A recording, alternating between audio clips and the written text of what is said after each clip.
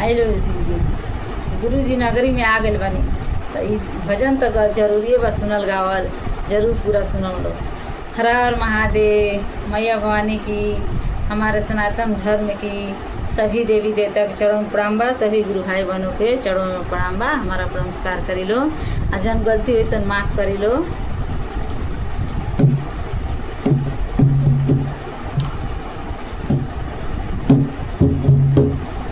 भोला सावन में आईनी हमार नगरी, भोला सावन में आईनी हमार नगरी, भोला सावन में आईनी हमार नगरी, भोला सावन में आईनी हमार नगरी।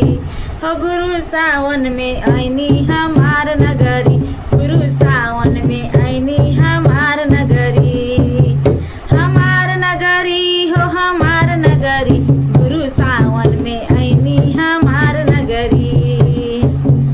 अरे भंगिया के गोला चढ़ाई भरी भरी अजूरी, भरी भरी अजूरी, भरी भरी अजूरी। अरे भंगिया के गोला चढ़ाई भरी भरी अजूरी, भोला सावन में आईनी हमार नगरी, भोला सावन में आईनी हमार नगरी, हमार नगरी हो हमार नगरी, गुरु सावन में आईनी हमार नगरी, गुरु सावन में आईनी हमार नगरी।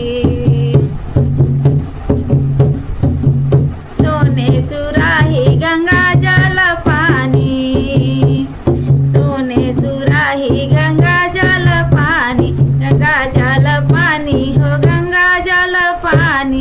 अरे जलवा चढ़ाई भरी भरी गगरी, भोला सावन में आईनी हमार नगरी।